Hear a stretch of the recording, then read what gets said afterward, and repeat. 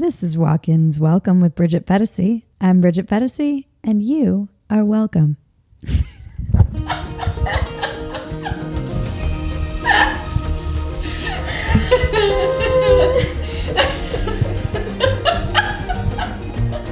You know the drill. Please subscribe, rate, comment, share, reach out, tell your friends, send smoke signals, whatever. We love your feedback and we want to hear from you. This week, our sponsors are Fabfitfun and LinkedIn. Fabfitfun is a seasonal subscription box delivered 4 times a year with full-size beauty, fashion, home, fitness, and wellness products for just $49.99 a box. These boxes always sell out, so use my code WALKIN to get $10 off your first box. Go to fabfitfun.com to sign up and start getting the box for a life well lived. Post a job today at linkedin.com/walkin and get $50 off your first job post. That's linkedin.com/walkin. Terms and conditions apply. In a world obsessed with celebrity and fame, I think it's important for everyday men and women to receive the attention and adulation they deserve. Each month, Walk-Ins Welcome will feature someone who everyone knows, whether it's the local bartender, the Uber driver, the personal assistant, the teacher, the doctor, or the guy working in a factory in flyover country. This feature will be called Them Monthly, and the clever ones amongst you might be able to figure out why. My guest today is Aaron Schmidt. Aaron is a military brat who is happily married to his high school sweetheart.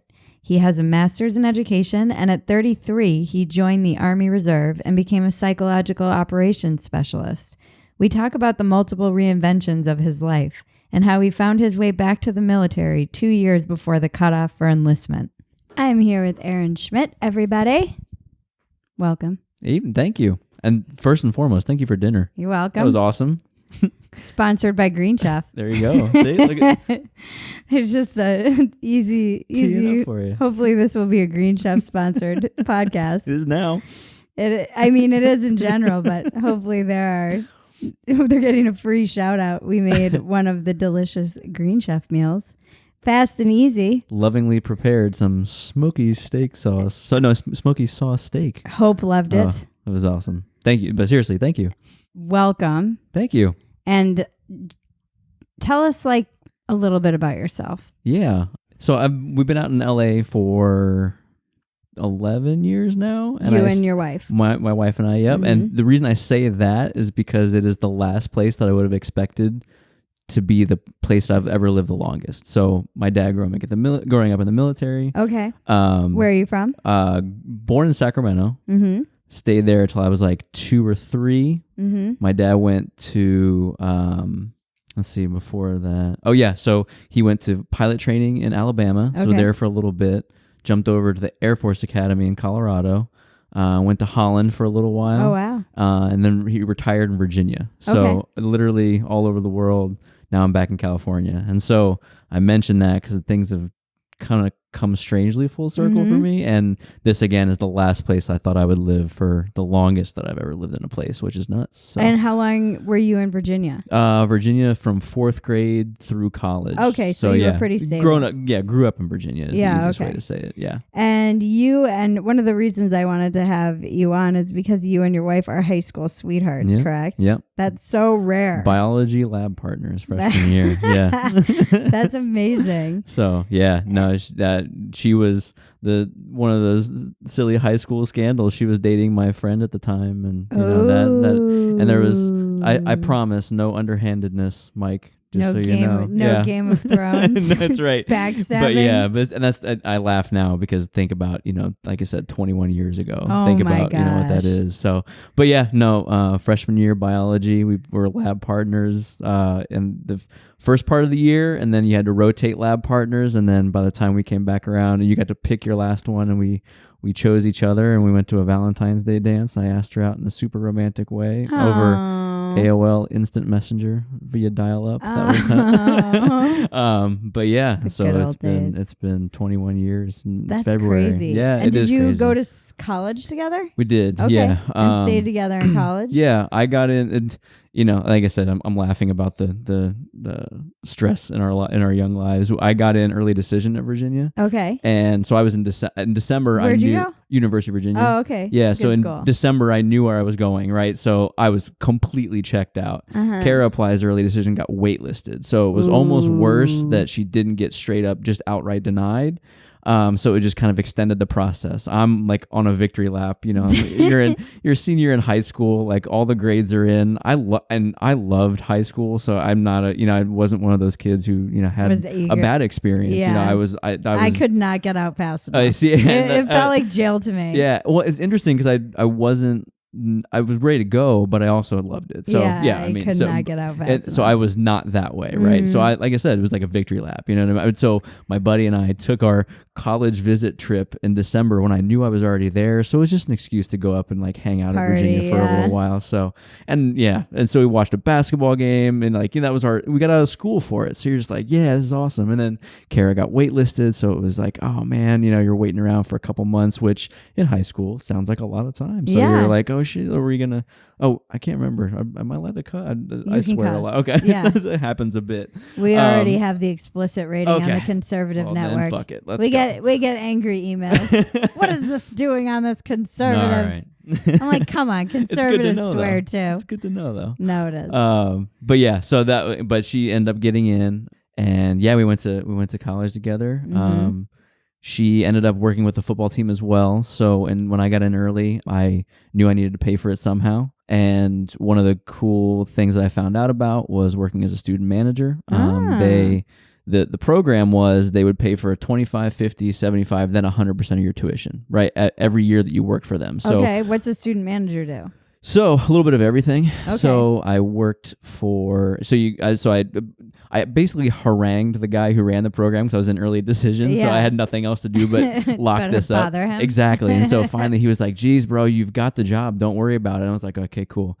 So you go in early. So instead, like most students will arrive late August, I guess, you get there for move-in day. We get there, before everybody's there for summer camp, even before the players get there, because you've got to prep everything, right? So student manager is responsible for a little bit of everything. You're preparing all the equipment, like you're doing the stuff like laundry, but you're also helping set up and then, assist with some drills, that kind of thing. And you go to all the games, you go to all the practices. So, I mean, it's a 60-hour-a-week job. Yeah. Without, yeah. And like you think about it, like, because I played football in high school. I mean, you know how tall I am or how tall I'm not. Yeah. I was always on the offensive line, which meant I was good enough to play high school football, and that's it. Yeah. But I loved it. So like having an opportunity to go to a D1 school and be associated with the football program, I was like, yeah, let's work. Yeah. But yeah, so I did that for a year, and then a little bit of my aggression, but then a little bit of an opportunity.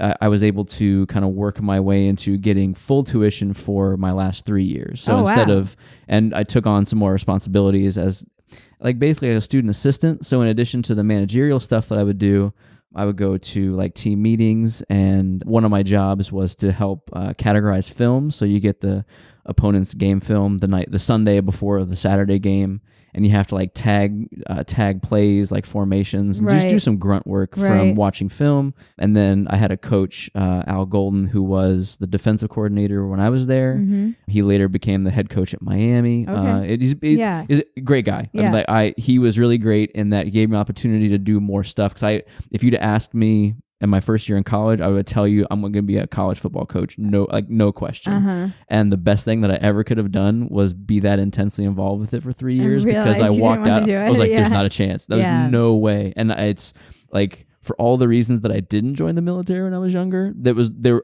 almost every reason existed, except of course the danger to life and limb. Right. Almost every reason existed with the lifestyle of a college football coach. And the things that the single-minded focus that those, it's every career, right? But I mean, like the single-minded focus that you have to stick with it. I really do have so much respect for the guys that I still know that are in it, and it's a lot. I mean, even like Belichick, he is a maniac. Well, and so when you read about just how much tape he watches, it's madness. It's insane. It's madness. And so add to that, and this is the reason that really got me out of it. Add to that, so Belichick and Patriots and crew will draft their players every year, right? Imagine that your off season is going to convince a 17-year-old that you hope will be good at football to come to your school. Right. So and that's a lot of college coaching, and the guys who have it down to a science are the ones who are awesomely successful. And there are so many rules around it. You can only reach out twice. Yeah, it's crazy. You do not want to get me started on that part of it. Oh yeah, my friends created a whole. My best friend and her husband created Jump Forward, which is. Had we talked about that, or did I hear about? I don't maybe know. Maggie told me about it. Maybe Maggie did. Yeah. Thank you. Shout out to cousin Maggie. Shout out to cousin Maggie. She's the reason I'm here, and I'm excited. So yeah. Cousin Maggie is bringing her friends in too. She's doing bookings. But sorry, tell me more because they basically both played college sports, and the recruitment process is so insane, and it's insane for the students, and it's insane with all of the rules. Yeah. So they went through the whole book, and they basically created a program that would allow the coaches and the people who are trying to recruit these different college athletes or high school athletes, I guess, without violating like any of the billions of rules. 1 billion rules. Yeah. Yeah. Billions. Yeah. I mean, it's when my best friend was telling me about it, it sounds like insane. Oh, dude, and it also gives the students a place where they can put their reel and they can put, and I think they sold it. I think maybe Maggie had told me about it because that sounds more familiar than not. And so I think that's it's such a brilliant idea. Yeah, it's great. I mean, because you have that labyrinthine system just to have something that will hopefully make it a little bit easier. Yeah, and they did. It's madness. It made it easier for, I think, everyone. That's I'd great. seen, and then of course, like the people who are very interested are a lot of the college, legal departments, because they're constantly having to deal with these violations and whatnot. It's just it's madness. So like I said, I went to Virginia, Wahoo Wah. We just won the national championship. I will not get over saying that enough. Awesome. But one of the things that came up with it was one of the players, Kyle Guy, was getting married around the set. Like he's getting married, I think, this summer. So his registry got out. He didn't try to make it, you know what I mean? He wasn't publishing or whatever. And so Virginia like proactively shut down his registry so that he wouldn't be viewed as receiving impermissible benefits. Whoa. So like not only do you have the cartel of people regulating when this guy can and can't go make a trade or go make money off his trade, but you're taking an element of his life away. And it ended up resolving not to be that issue, but it's an example of how college sports are slavery. The rank hypocrisy, like everyone's attuned to it, and almost like instead of trying to fix it, it's like, okay, well, how do we get around it? And so, great for your friends, but also like, why would you have to have someone devoting so much time to an app that works around the rule? And not even works around, just like summarizes the rules to a normal English level. So makes it so that you can track your calls to different athletes. I mean, it's crazy. Madness. But so like I said, very glad that when I graduated. So was there pressure to go to the military, being from a military family, or were they like, no? No. So my dad was in the Air Force. His dad was in the Navy. It really is kind of like when you look back, it's a little bit of a generational thing or intergenerational thing. But I grew up in a military family. I liked my experience generally. If you'd have asked, when I was a kid, I was 100% certain I was going to be a pilot. It was one of the, that's what I felt like I wanted. So going through high school, I don't know, like it wasn't, I don't think I ever felt pressure to do it, and I never felt pressure not to do it. Right. But I mean, to make a long story short, I also didn't really have a lot of guidance in that regard. My dad and I aren't particularly close, and that started, around that same time. And so I don't think I ever had someone I didn't have someone to discuss the pros, cons, ramifications, decisions, career. It wasn't a thing. Yeah. I didn't really discuss a lot of that with my dad. Yeah. So no, there was never really pressure either direction, which looking back, I probably could have used some in one direction. It would have been nice. Yeah. But as a kid, or looking back on my childhood, you seem pretty proactive though for a teenager. I mean, yeah. I mean, and this is not every teenager is proactive enough to get a job to pay for their college. Well, and that, it's interesting.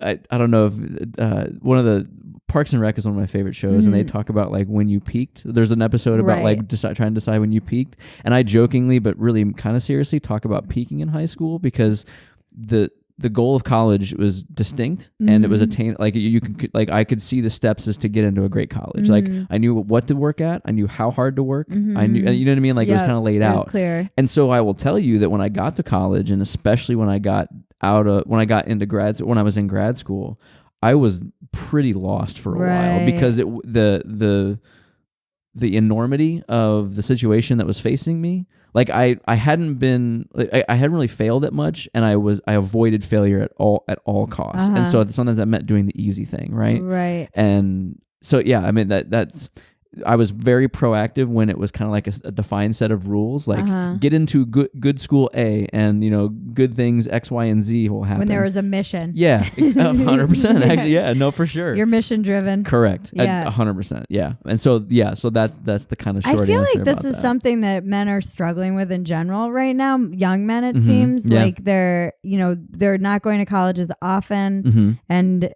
just statistically, they're in droves not going to college, but also it feels like this kind of lack of mission. Yeah. And a lot of it, I believe, is probably the failure of most of our institutions, church and school and all across the board. So and so interestingly, I grew up super Catholic, like did the thing where when I was 14, 15, 16, like bringing my wife to church, like super excited for her to join, that kind of thing. For my entire first year of school at college, went every Sunday by myself. Like it wasn't like got involved with a group or whatever, but went to it. Like Catholic guilt is something I am well familiar with and carried around. But talking about kind of the failure of an institution, really I haven't been since like it's night. Speaking of which, I went to church on Sunday because I've been getting back in. I sometimes feel like the only way through that weird feelings. I was raised Catholic as well, and had a lot. I call myself a recovering Catholic because there's so much weirdness around. Oh, for sure. And then the church was like, "Well, you welcome. If this is if you're here for the first time, we welcome you. If you're gay or straight, we welcome you." Okay. No, they were just doing. They're like, "We welcome you. We welcome you." And then it's like, if we've hurt you, we in the past, and we know we've hurt some of you. This was in St. Monica, and but it was funny because I was talking to my aunt afterwards, and I said, "What was your favorite part of the sermon?" And she's like, "My favorite part is when they apologized for raping everybody, and then they said, 'We forgive you and we welcome you.'" I'm like, yeah, that was kind of weird. Like peak Catholicism, right? Totally, like, I mean, like we're sorry and we forgive you. And we forgive you. We welcome you back. Yeah. Like what? Yeah. And it was sweet. Thank you for bringing the guilt in. We absolve you of it, but here's some more. Yeah, awesome. It was hilarious. That's great. I know.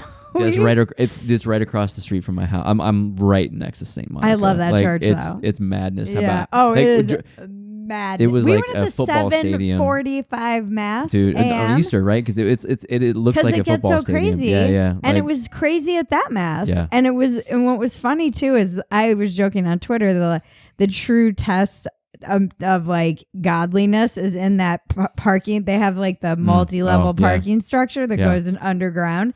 We were sitting there for like 20 minutes trying to just move. That's your religious experience. Oh, right definitely. I mean, I always drive because my aunt is like, she can't deal with it. It's so funny. So we've tried, I've been trying to get back. I couldn't, when I first went into recovery, I could not say the Lord's Prayer. Every time they said it in a meeting, I was like, meh. Yeah. It would make me, I would have a visceral reaction to it. Yeah. And then my sponsor at the time had me read Emmett Fox, and he does a breakdown of the Lord's Prayer that completely shifted the way I view the prayer. And it was really what every single line means, and also why that prayer has stood the test of time. Yeah.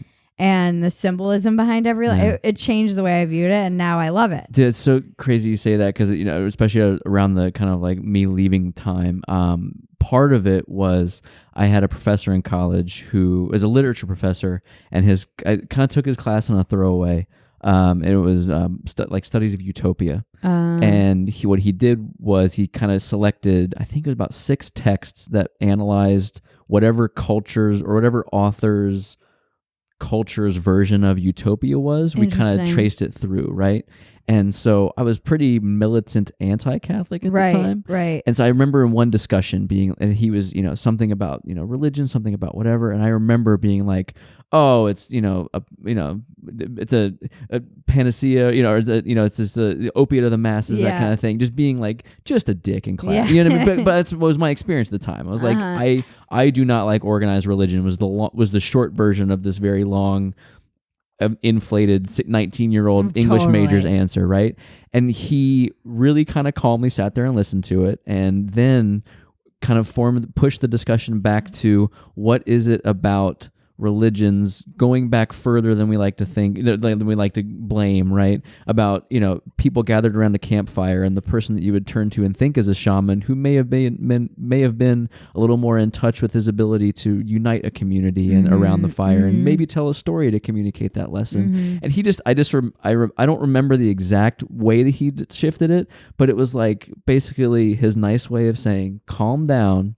There's a lot of stuff that brought you there and that it gave you. You don't have to discard it wholesale. Right. And that was a really transformative experience to me. And it's how I found Taoism, was because he was such a proponent, and really just kind of found my way into that. And that was, like I said, a transformative experience, even just in that one discussion. So it's so crazy. And this was the last week's, or whatever week this is, we had my friend Mindy on, and she was addicted to psychics. Oh yeah, and you mentioned we were talking about how it is weird though how you are given these windows of grace to kind of find your way in. Or have that transformative experience if you can just keep your mind open or your heart open, or suddenly something that you're so anti. I mean, I was militantly anti-AA. Oh, okay. I wasn't I was in when I was 19 because I went into rehab, and then I was exposed to it. And in order for me to kind of justify going back out, I read all the books. I became, I started studying like the anti-AA literature. Yeah.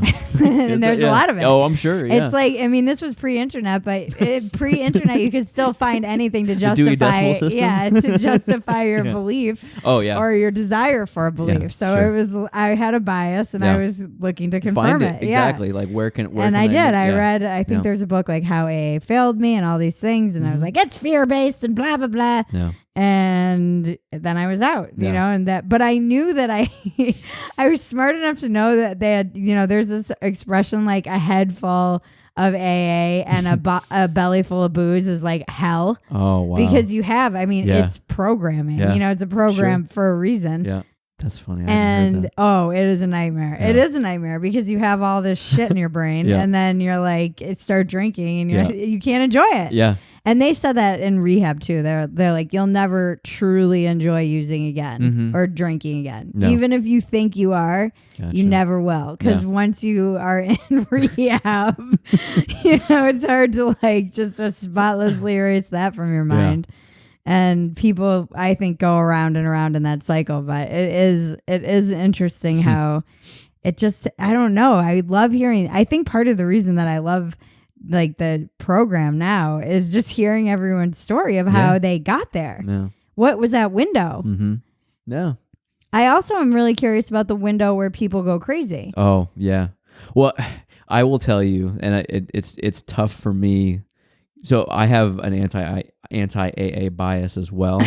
I saw a therapist. It turns for out a while. A lot of people do. But it's not dissimilar to the anti-church bias I was talking about, right? Totally. Like when you want to discard it wholesale, you should probably slow down and realize that there's merit, right? So okay, fine. But like my dad I still don't really know how much of the program he went through, and that's my bias, right? Like I know that he associated himself with it for the what I would say was the appearance of it. So like I chafe against it like initially because my very personal experience with it was very much a facade. But then again, so was the church. And so, you know what I mean? And interestingly, sometimes so was the military. Right. So, that was kind of my, my experience. Well, it's funny because my friend, he said he has had a very similar experience. I think it was his father-in-law, and he said, no. But then he said the more that he talks to me, he's like, I realized maybe he just wasn't working That's the right. program. That's 100% right. The more I hear about it from you, more maybe. Yeah. And my issue was, why did I care so much when people were doing it? Yeah. Like, who cares? Yep. Okay, I wasn't just like, oh, to each their own. Yep. I was like, F don't that. do that. Yeah. And that's weird. That's a weird reaction. It's For the sure. same thing about religion. Yeah. Like, why do I have to be, when I was very anti-Catholic, why did I have to be like, oh, religion it does so much good for so many people. They get so much relief out of it. Who am I to take that from anyone? And like you talk about, or like you mentioned, is how are you doing it, right? Like, are you attending? Are you showing up? Are you checking the box? And right. Anyone can confirm their biases, even if it's a program that's supposed to be unworking those. And so when you see people who are generally, and that's the problem, it's the people who are doing it for the show of it are the most vociferous, right? They're like, I am in AA, let me tell you all about it. And you're like, bro, I don't like that you're not what they would want as a poster child, right? Well, and there's those are the people that end up being that attraction rather than promotion. Yeah. So it's like, in fact, you're not supposed to. Even I've wrestled with the idea of even talking about it because it's like there's a whole idea of like we maintain our anonymity at the level of like press, radio, and film, and now like internet, and social media. But it's the other side is that our primary purpose is to stay sober and help another alcoholic achieve sobriety. I cannot tell you how many people I've reached who have reached out to me. Gotcha. Yeah. And I mean, I remotely helped someone up in San Francisco. So that to me kind of supersedes the anonymity because so many people reach out to me on a regular basis and say it helps them to know that it works, and not just even, I don't think it's for everybody for sure. Like, I don't think any religion is for anybody. I don't think meds are for anybody, but I don't. Person is for everybody. Right. Yeah, like the relationship or everyone. Yeah, exactly. Yeah. And it's easy to just discount it based on, one experience you observed. Sure. Totally. Yeah. I'd like to take a quick break so we can talk about our sponsor. Are you stumped on gift ideas for Mother's Day? It's right around the corner. Fabfitfun is a great gift to yourself or to a loved one. Surprise your mom or sister or aunt or any of the women in your life with the spring box as a gift or to show thanks. Do you have a daughter who's going to college or in college or a friend who is a new mom? Fabfitfun is an awesome care package. Fabfitfun is a seasonal subscription box delivered 4 times a year with full-size beauty, fashion, home, fitness, and wellness products for just $49.99 a box. Full-size products, guys. No samples of anything. Every box is guaranteed to have over $200+ in retail value. You can customize your box by choosing some products and add-ons with each box, or be surprised with each box.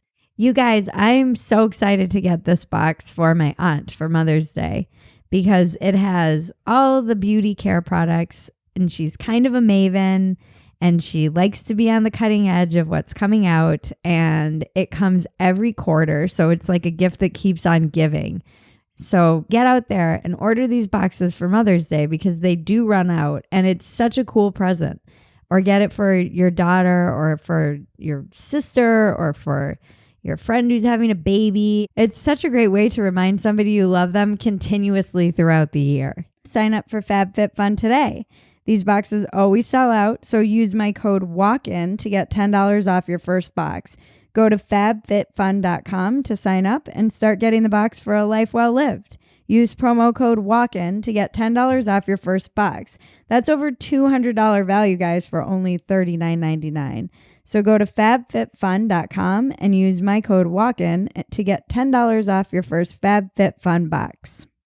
After you got out of, what did you major in? English. Oh, okay. Yeah, no, I was a literature major. And then what did you want to do? So I kind of simultaneously had the idea that I would be an academic, that I would be a professor, of literature, and kind of that was going to be my jam.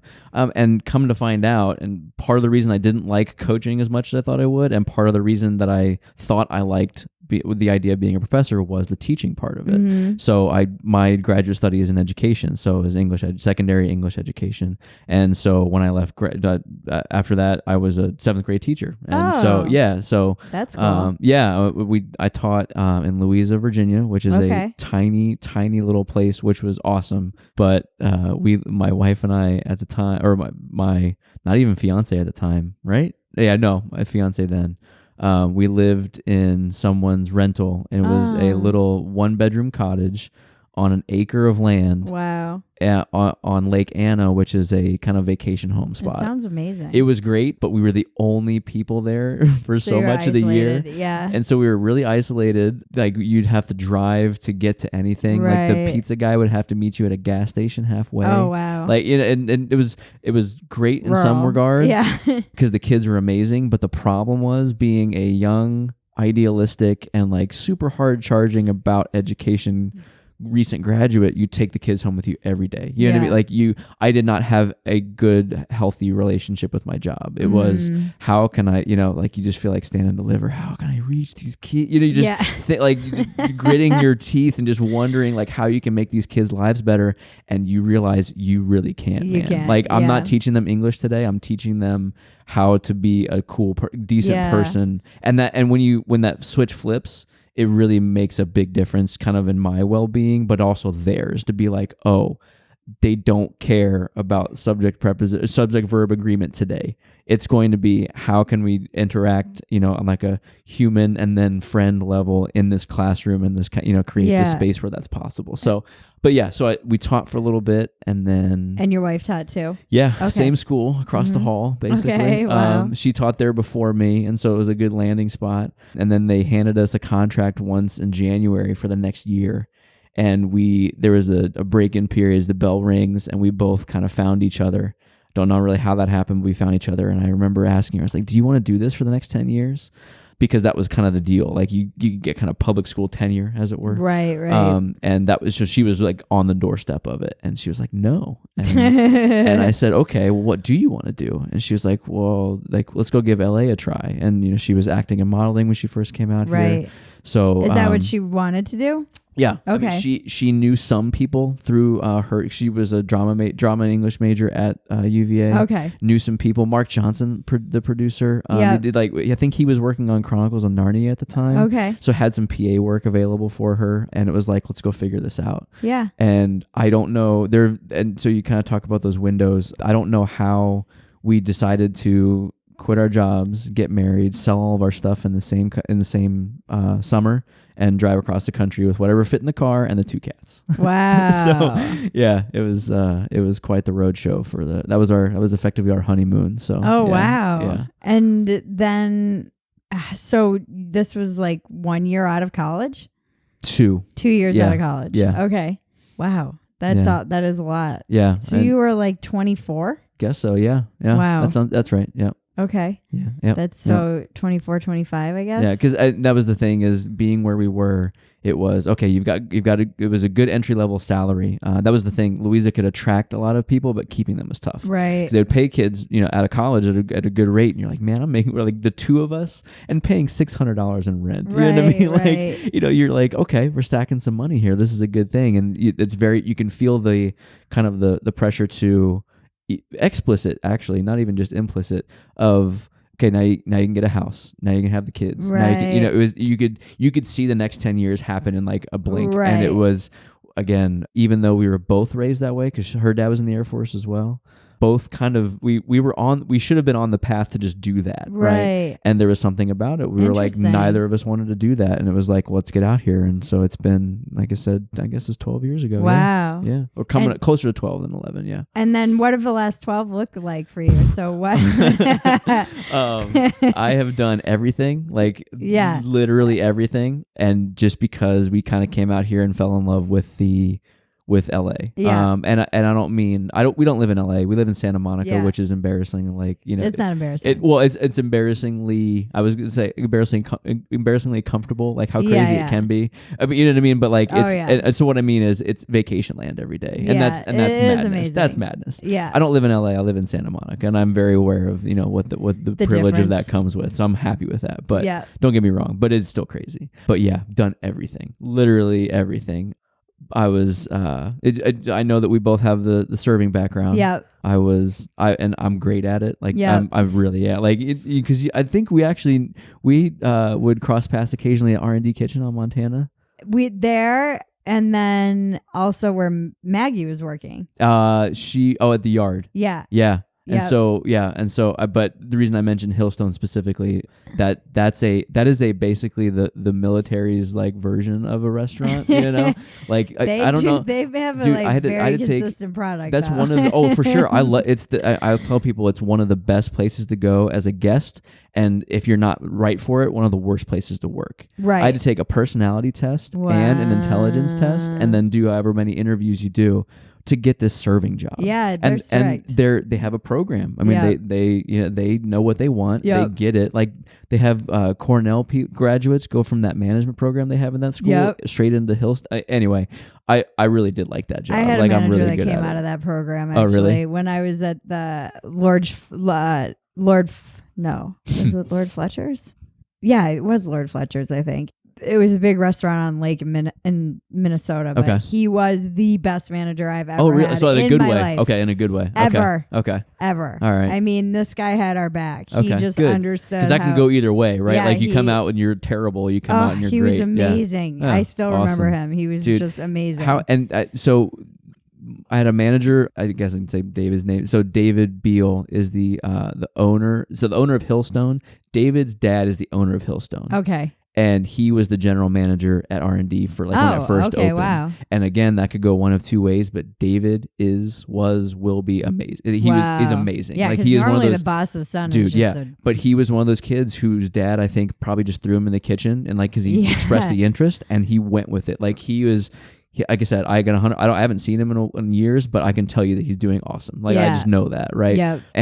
But on the opposite end of the scale, there was a bagel shop at UVA that there's a whole backstory, but it was kind of a neighborhood lore that this one location was always coming soon.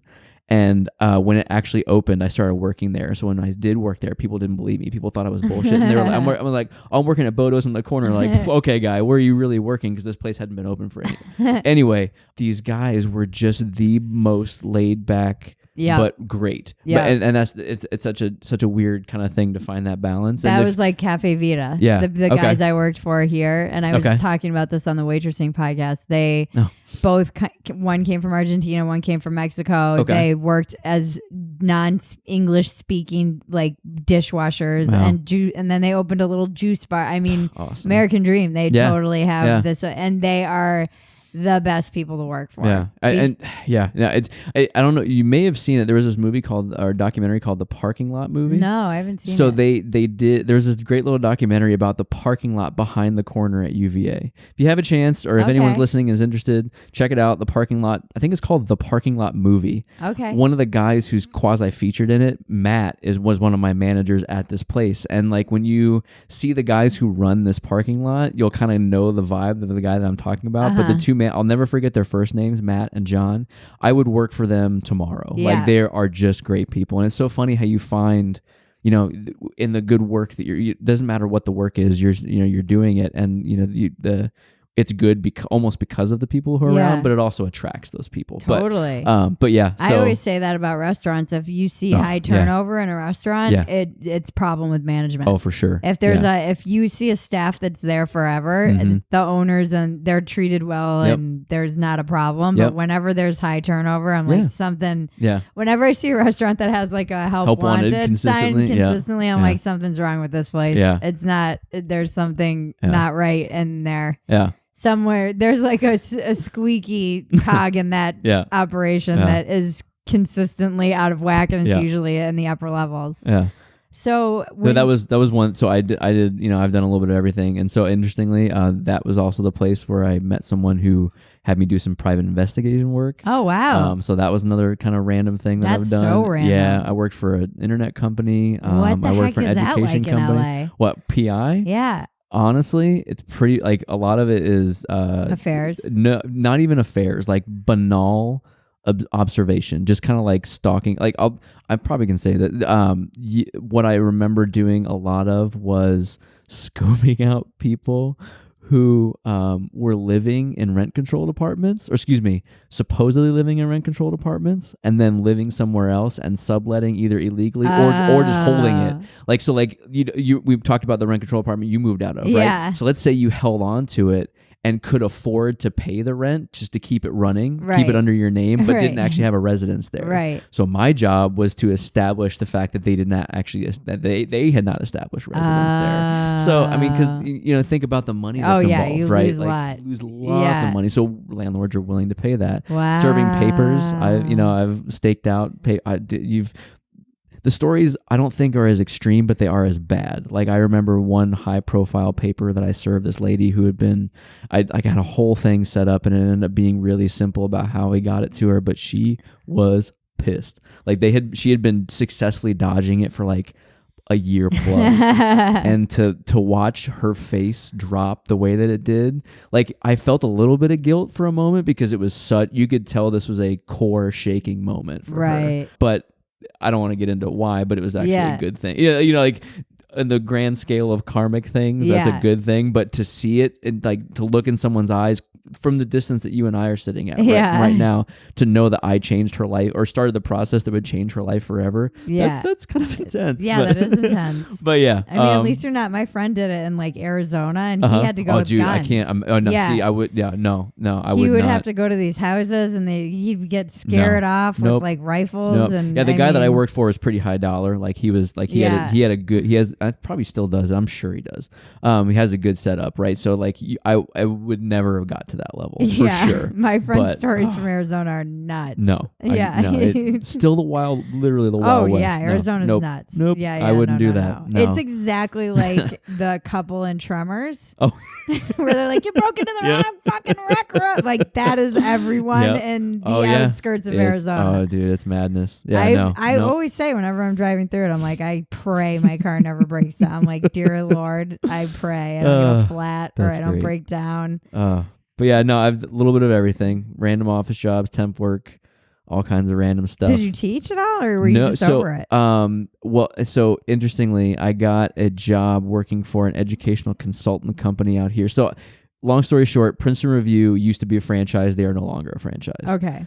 Or sorry, they used to have franchises that you could have a franchise of. They no longer do that. It's a national model. But one of the first and then one of the last was out here. Okay. And the person who ran it, they did other things as well. So like, they broke out a little bit into standardized test taking consulting for high schools around here. It was one of my, actually, I really liked the job. I liked what I thought the job was, and then I found out what it actually was, and I was like, I can't do this anymore. This sounds like it's somewhat loosely affiliated with the whole college scandal. But so imagine that, but on the way, it's hard. Sorry, hold on. Let me think how I can put that. Imagine that, but the only people benefiting from it were the people like, Lori Loughlin would be the only person benefiting, right? Like, she would be not only participating in the scam, but then also benefiting from it. Right. So I'm trying to do this in a short way, but it actually gives a little context. So in California, you have to pass a standardized test to graduate. Right. So in addition to your graduation requirements, you had to pass a test. You could take it in 10th grade and pass, no problem, you're done. But for kids in lower socioeconomic neighborhoods, for kids who have problems with testing, this is a big deal. So what this company would do is basically write a proposal to get state money to help these kids do so. And it was our job to build a program to make them better standardized test takers. That coming out of a rural environment, like super poor, like super hungry kids, hungry educationally sometimes, but you get what I'm saying. And being like all hopped up on grad school, being like, I'm going to make a difference. I'm like just wide eyed and like just gung ho. And it was just it was about how much grant money can we get, and how little of it can we spend? And it was a bummer. Like I was like, that was great lesson, but also a severe bummer. So I've heard so many stories like that are along these lines. Yeah. One of my favorites was when I was up in Northern California and I was working, and everyone tells their stories of every weird job they've ever had because you're working 12 hours a day together, working at a table. And my one friend, Dylan, he was like so wide-eyed about the environment and worked for, as they call it, big NGO. Okay. And worked for Greenpeace. And was like what are they called? Canvasser. Oh, yeah. And dude. It is so... He was so jaded by it. Oh, for sure. It sounds horrible. I will tell you, that's a job I avoided. I remember like having an opportunity, like there was a close to, I was like, no. I've made a few mistakes. That's not one of them. And so he worked for them for a while, and then he was supposed to kind of move up, but it all sounded like so disheartening. It can really, when you find out what a nonprofit really means, it's a bummer. But I think it's a lesson everybody should learn. Like, nonprofit I definitely had friends who were like, you can make more money in a nonprofit than you can for a for-profit. It was definitely interesting hearing his stories, and some of his stories were just so sad. You know, these like wide-eyed kids who want to save the world, and then they just get their little dreams crushed. I know, and you need it though. Capitalism. You've got like that's. I look back on those experiences, and those are the kind you're talking about. Those are the kinds you're like, I won't do. I won't. I won't. Not only will I not do a job like that, but I definitely won't. I'll try my best not to contribute to it. And I'm such a weirdo because I sponsor 3 kids. I'm like, one time I sponsored a kid for Plan because I was so jet lagged I couldn't say no. They like knocked on my door. They know where to find you. And I was like too jet lagged, and they showed me the picture. They know how to get you. Yeah. I was the kid that grew up with the Starving Orphan commercials. Oh yeah. I have that stuff deeply ingrained. For just 6 cents a day. It's just like the Dave Matthews song. Like there's a lot of marketing that's gone into making me a prime target for this. I'm sure something Catholic somewhere. And every time I think of, they'll send me pictures, and I say pictures and quotes because I'm convinced it's just some dude who's like trying. And that's the bummer. I can go visit my kids actually at children.org. So I did do some research, but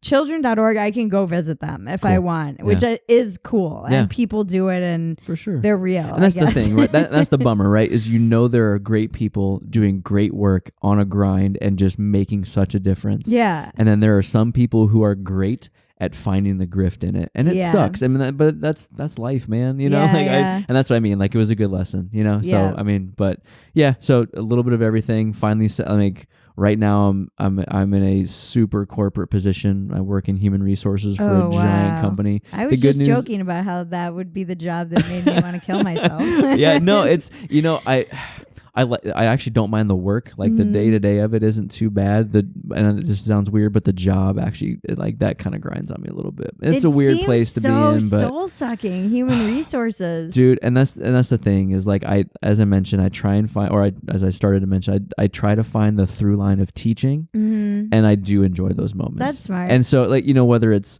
something as simple as like how to fill out a form, there is still a teaching in it, and that's honestly what gets me through the day. When I know I have a good day is because I got to teach someone something, no matter how banal. That's a good way to approach it. And it's like looking at your day, like, how can you be of service? Yeah, I mean, and because that's the thing is, I have another through line is service, and so in teaching, and then trying to give back a little, give it to a community, and whatever that is, but. When did you join? You joined the reserve, right? I did, and finally. Yeah. You couldn't escape that military gene. Well, yeah. And so, you asked a little bit about whether or not I would go in, and I don't know. I really genuinely do not know how at 17, my now wife, my then high school girlfriend of 2+ years, whatever, getting ready to go to college. Did people try and dissuade you? So, I was going to ask that question. Side story, like her mom was super not excited about this whole thing, like, for a long time. And now we're homies, and it's great. And that's awesome. I would hope so. Yeah. Well, I mean, it took 21 years, but I finally won over my mother-in-law. But we did have like the big blow up about stuff, and that was good, So, but I think that we were a pretty cute love story. So I don't think a lot of people, like, really, it wasn't like I don't know, there wasn't a lot of external pressure. Like I said, her mom wasn't super about my now wife being then again high school daughter being kind of like locked into somebody so young, which I get. Like, I'll see kids or I'll work with kids. Yeah, no kidding. Like, I'll work with kids. One organization I used to work for took kids from 7th all the way through high school, and watching them and being like, oh crap, like that was the age at which I met my wife. Like, how is that even possible? But I don't know how at 17 my wife and I had the wherewithal to kind of agree that I wasn't going to go into the military. I had seen, I know what it is to have her trail. Sorry, the long story would have been, or sorry, the long and short of it would have been, she would have had to follow me. Right. It would have been the thing, right? That's how the military operates. That's how a military spouse is. You follow them around. And again, I don't know how we had the wherewithal at 17 to not do that right away. Right. Like, we liked each other enough to say, we're going to give this a go. And to do so, we're not going to do that. Right. Because I could have, because 9/11 happened when I was walking back from my 8 o'clock Latin class my freshman year of college. So there were a lot of people, and my roommate being one of them, who joined ROTC thereafter. And so like there was always the avenue available to me, and we still didn't take it. And so like it's the best thing that I hadn't done. But had I known about the reserve, I would have done it 100%. Like, I 100% would have done it earlier. So, okay. So you went in. Is there a cutoff age? And I was close. I don't know that I'll need to do this, but just to be clear, like, so the whole disclaimer is these are my views and don't represent the Department of Defense, Army, and all that kind of stuff. So if we get in this conversation, but anyway, so there's an age cutoff, and I believe I think it's 36. I know it's around 35, and I went to basic training as a 34-year-old. Oh wow. Yeah. With like a bunch of 20-year-olds? I spent 2.5 months in a giant room with 40 dudes who were all about the average age of 20. Oh my God. That must have been a trip. Dude, it was. That's like a television show. And so the fortunate thing is I wrote every day. We need to write this show. But I've started transcribing my little journals onto. So I'll give you a link. But yeah, it was an absolute trip. That sounds amazing. Trip. It was terrible. No, don't look. Like, it was the first basic training. Basic training was terrible, and at no point was I challenged. At no point was it like, I'm going to quit. That wasn't it. It was, oh my God, I am stuck here for 2.5 months doing this. Whoa. Conversely, when I went to AIT, which is advanced individual training, best 2.5 months of my life. Like, I loved every minute of AIT, like every minute, start to finish. If someone paid me to go do that for my job, like to just be and what do you do? So I'm in psychological operations, which is somewhat associated with special forces. Not really. Like, people love to act like it is, but especially in the reserve component, it's definitely not. But the fortunate thing is I got to go to the Special Warfare College at Fort Bragg, North Carolina. Okay. So you're there learning your military occupational specialty. So cool. They teach you so much stuff in the military. Dude, it's pretty awesome. It is amazing. Yeah. So, and my specialty is very small. So like the reason that I actually enlisted in 2016, raised my right hand, did the whole ceremony, but I had to wait until 2017 because there's so few classes of my specialty. It is crazy what they teach you. One of my patrons was in the Air Force, but now it works for the FAA. They're like, he's an air traffic controller, basically. I definitely thought about doing a job like that. Sounds but so cool. Yeah, it's pretty awesome. Yeah, but, you're never really bored in that job. Yeah. I'd hope not, right? Yeah, no. But yeah, so so basically the short version is they take a 5-day field exercise and for my specialty, they distill all of your basic training experience and basically kind of evaluate you and then kind of learn what they have to teach you in addition to your specialty. And then you do 2.5 months of training, and then they have another 5-day culminating exercise. And both of those are deployments, quote unquote. And you go out to Camp McCall, which is in the middle of nowhere in North Carolina. And it's where the special forces train, and they do what they call their Robin Sage exercise. And they spend the big boy version of like role players and different objectives, and so you're kind of integrating your military or like your soldiering skills with your specialty skills. Wow. Dude, like I said, I loved it. Like, that's so cool. I would definitely have those moments where, like, I remember we were we'd all gotten yelled at and crushed and smoked, quote unquote, was the term for it. Like if the drill sergeants or cadre are yelling at you and making you do physical training, that's called getting smoked. And so you're out there getting smoked at like 02. And so we're out in this big field. We lost our privileges to sleep inside because our base plan was insufficient. And we got attacked, and I remember like getting smoked for like an hour, and then we all slept in a circle, and then we had to do base patrol. We had to walk around to make sure, and this is just all ridiculousness, but it's awesome. And I remember walking around at 03, looking around and being like, "This is exactly where I want to be." And that was a fun moment, and to get that at, like I said, 34, to kind of feel like that was where I was supposed to be was awesome. That's amazing. Really was, yeah. I'd like to take a quick break so we can talk about our sponsor. When it's time to make a hire for your small business, naturally, you want to find the best person for the job. Odds are that person is on LinkedIn. LinkedIn Jobs makes it easy to get matched with quality candidates who make the most sense for your role. LinkedIn Jobs use knowledge of both hard skills and soft skills to match you with the people who fit your role the best. People come to LinkedIn every day to learn and advance their careers, so LinkedIn understands what they're interested in and looking for, which means when you use LinkedIn Jobs to hire someone, your matches are based on so much more than a resume. Your LinkedIn Jobs matches are based on skills and background, sure, but also interests, activities, and passions. Matching lets you quickly get a group of the most relevant, qualified candidates for your role. That way, you can focus on the candidates you want to spend time talking to and make a quality hire you're excited about. Customers rate LinkedIn Jobs #1 in delivering quality hires. I love LinkedIn. It's reconnected me to so many people I've met throughout my lifetime in the many schools, colleges, different cities I lived in, and connections that I have through other people that I didn't even know I had. People are now soliciting me for writing jobs through LinkedIn. It's just such a great professional business site where I feel like everyone has such a similar purpose and is invested in helping other people either grow their business or find the best people. And posting a job opportunity on LinkedIn is such an easy way to match with the best candidates and weed out people that might not be appropriate for that position very quickly. Post a job today at linkedin.com/walkin and get $50 off your first job post. That's linkedin.com/walkin.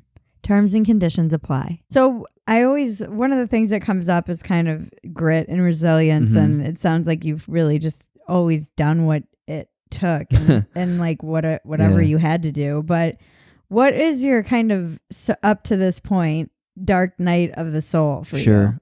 So when we, let's see, in 2000, the end of 2008, end of 2009, a lot of factors, but basically I spent the better part of a year on a couch, like on my couch. Like just, I was depressed and didn't know it and had no idea even how to access that. Right. One of the precipitating events was my uncle, who I was very close to, was the youngest on my mom's side of the family. He died of brain cancer. I'm sorry. And so you're dealing with that. Yep. And additionally, he also made me one of like I guess my cousin, me, and another one of his nieces on the other side of the family were all executors of his will.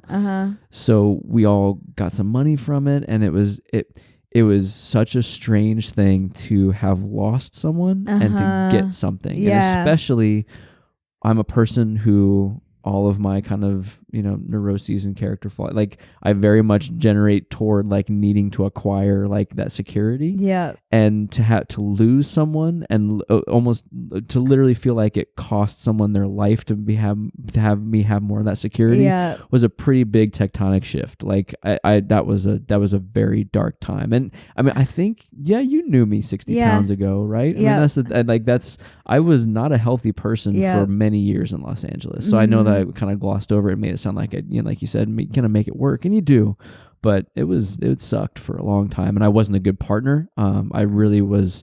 There's a lot of times when I look around or I look back and I'm amazed that my wife and I are still together, because I know that I was a shitty partner for her. And we had our codependence issues, and so that was a thing to work through. But how did you work through it? Man, I mean, what was the shift that occurred? I think it was just it was like small steps. Yeah, I mean, always is. obviously you get to therapy, right? Like, I Yeah. started seeing a therapist, and like you make that small step, and we went to a couples therapist, and on our whole team, like her therapist, my therapist, and our couples therapist, just saints. Like I give so much credit to all three of them for what, we were able to do. And you learn how to be an adult when you needed to learn that. And it sucks that we had to privately, kind of seek that out, but that's the way it is. And you do it. The way it is. But I'm a huge proponent of therapy. Amazing. Like it's amazing. And I did that for, maybe I was in therapy for a year plus, which interestingly made it harder to get it, or made it take longer to get into the army. Right. And that's a whole other thing. Right. But I mean, basically it was, so it was grief counseling, for the lack of a better term. Right. And to have that be something that's kind of flagged is interesting. Well, and it's like, where are you supposed to get these coping mechanisms? Yeah. Because it's not really something, unless you go through my first friend died when I was 16. And then it was like, by the time I was 21, I had been to so many young people's funerals that I'm like, I am not going to another young person's funeral ever again. It was so bad. And I had a lot of experience with grief very young. And it's just funny how I had a friend in Minnesota, and he's one of my best friends, and he had never even lost so much as a grandparent until like after college. In so doing, do you find that you naturally kind of end up being friends with people who have gone through loss? Is that an experience for you? And I feel like I don't, and even in sobriety, I've helped. It was weird. What my very good friend Henny, and right around this time of year, actually, he got leukemia. And he had a weak kidney, and I was with him when he died. And then same with this woman who I took an AA meeting to her. It was like a group of us, and they said, the woman was a resident, and then she knew she was an AA. So we brought her a meeting, but this woman and I just hit it off. She was such a firecracker. And she was like 83 pounds. I mean, she had it was like pulmonary fibrosis or something. And so she and I saw that she died 2 hours after I left, when we finally convinced her to go on. She was holding on, but I don't have, I could see myself going into being in hospice. I have because I was around so much grief in my youth and death. I'm so comfortable around it. So I do draw people into my life that I think are dying or are experiencing it or have experienced a lot of it. And because that's and the reason I asked that is my wife and I will sit down sometimes, or when this happened, we walk back through the loss that we'd had in our lives. Yeah, and because she lost her father. Right. Yeah. And so my uncle dies, and I think maybe about a year and a half later is when Don. Actually, you know what? My uncle dies. Part of my kind of kickstart to get out of it was I signed up for a Tough Mudder kind of on a whim. And that was a big thing to get. And so I remember writing my uncle's name on my shirt, and like that being like really, because again, like I said, you knew me 60 pounds ago, and like I had gone from being really involved and really active and to being very sedentary, and it was a big deal. And the thing was, we did that. Kind of like started me changing my life. Just because we were getting ready for that. And we were going to go back to Virginia to do another one, which we ended up doing.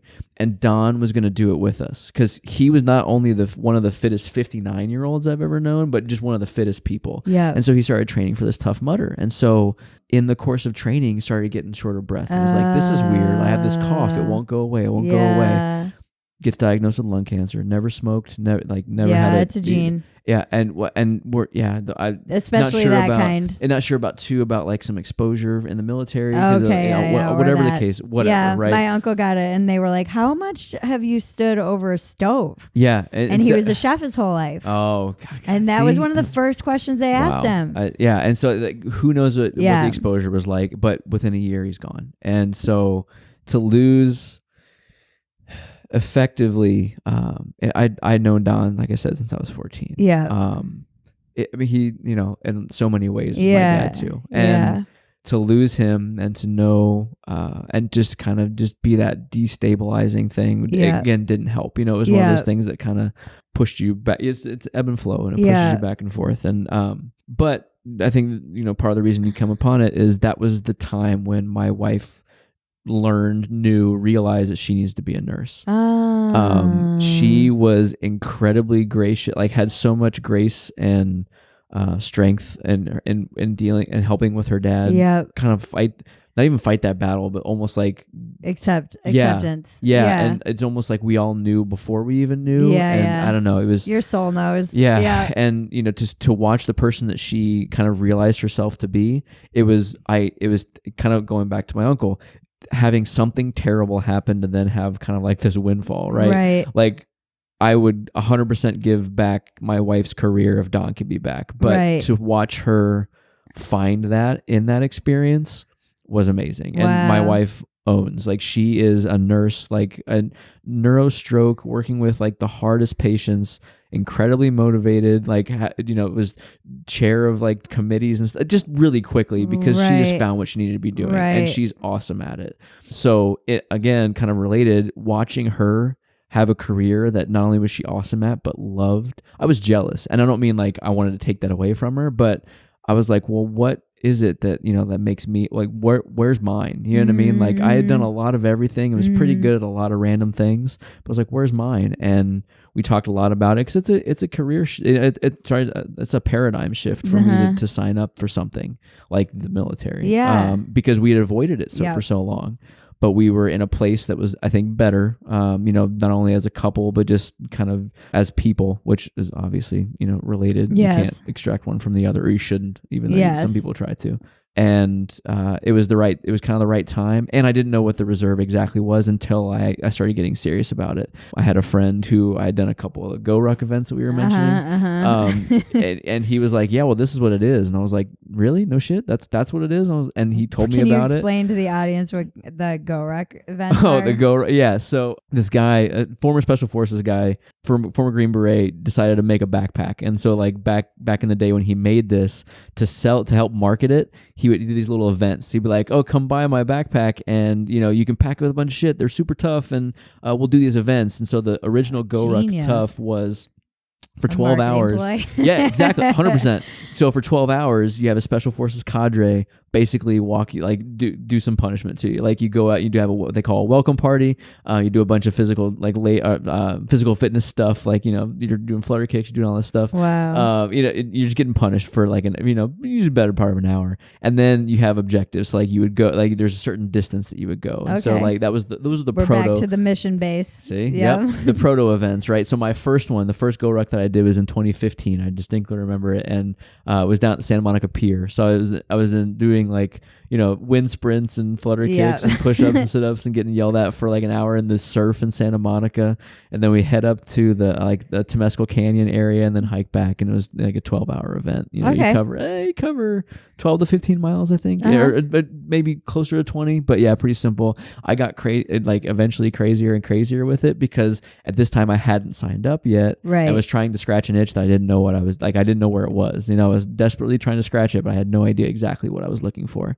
And then I did my 24-hour one was my big one that there was a Marine cadre who does revolution events, and so he goes in like Philadelphia, Boston, Yorktown, New York, and does events that are centered around revolutionary battles. And he did this awesome operational order around basically taking all the punishment that he was putting us through and teaching us like the history of the Battle of Yorktown. Wow. And which is right up the road from my house, by the way. Like, that's so cool. The field that I played high school football on is where we started my event. Oh, so wow. yeah, so it was kind of crazy serendipity. Yeah. And then coming off of that one and meeting up with my friend was the time I was like, I'm doing this. And so in August of 2016 is when I enlisted. Oh, wow. So this was pretty close. I will say Goruck was my gateway drug into the Army. So I can definitely blame them for that. I love all these military guys so much. And that's another weird feature of my life, that I'm surrounded by tons of vets and work with them sobriety, it seems. Interesting. The vet, I can't imagine. it's like Yeah, it's around. They're around a lot, but they also seem to gravitate towards me for some reason. Yeah, no, but it's not dissimilar to that sense of loss we talked about. Loss, There's a couple PTSD, core, yeah. and there's a couple core elements of Grit. and like so. My wife and I, back in we've been doing this since high school, like veterans stuff. And so I mentioned this kind of gravitating toward people. Our high school AP US history teacher taught, obviously, AP US history, but he went to Washington, D.C. one year and took his juniors. They had such a moving experience at the Vietnam Memorial that they wrote a play about it. Oh, wow. He brings it back, and every year since then, they had been putting on a play, going and working with Vietnam vets, putting on this play to kind of do some outreach. And my wife and I both did that all the way from sophomore year through senior year. Oh, wow. That's amazing. And so I've been doing veterans outreach. So again, I there's love that stuff. I mean, I love it. another kind of through line. Yeah. And then my probably third proudest achievement was a high school teacher. Her grandfather was a Normandy veteran. And like, you know, in Saving Private Ryan, when the door drops and like the machine gun fire starts coming, that's where he was. Whoa. And he got a last minute invite for the 70th anniversary of D-Day. And she basically kind of put on Facebook, she's like, could this happen? And me and her crowdfunded his trip back to Normandy on 2 weeks notice. That's so amazing. And like the community part of it is something that I've always been around and aware of, and kind of didn't realize how deeply it affected me. Yeah. And how much it kind of gets inculcated from, you know, living on bases, being in a military family and that kind of thing. And I don't know, like there's vibes that you just kind of put out that do you follow like a lot of these guys on Twitter at all? Yeah. I mean, the people, you know Jocko? Oh yeah, no, yeah, he's great. He is responsible for my first tenet of my mantra, really? my four, like, the extreme accountability is that's my first kind of like tenet of what I kind of consider my ethos, and he's responsible for that. Wow. One. Well, I mean, he would love to hear that. I mean, I shouldn't. I'm not gonna say like I know all of his stuff, but like him putting a fine point on the extreme accountability thing. Yeah. I was like, yeah, dude, I get that. Like I don't, you know, that when he, you know, what he talks about in that regard, I'm like, yep, I 100% believe that, and living, you know, with I that love his kind whole of discipline is freedom. Yeah. That to me, that shifted my life. Well, like you're talking about mission based, right? Like, and that's the thing is you do those small things and they all of a sudden become a big thing, and that makes sense to me. And so there's a people, and so there again, you know, there's a subset of people that you gravitate and Jesse towards. Kelly. Do you know, yes.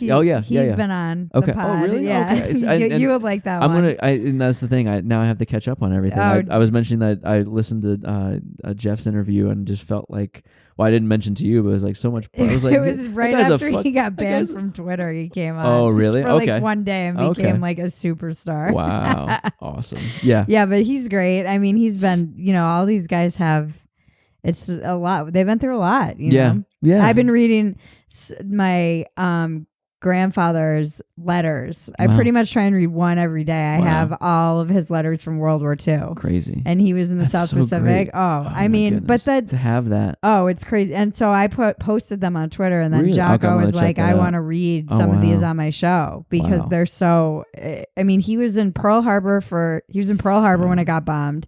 And then he was in all the South Pacific for 4 years, maybe. Wow. I mean, it's crazy. Yeah.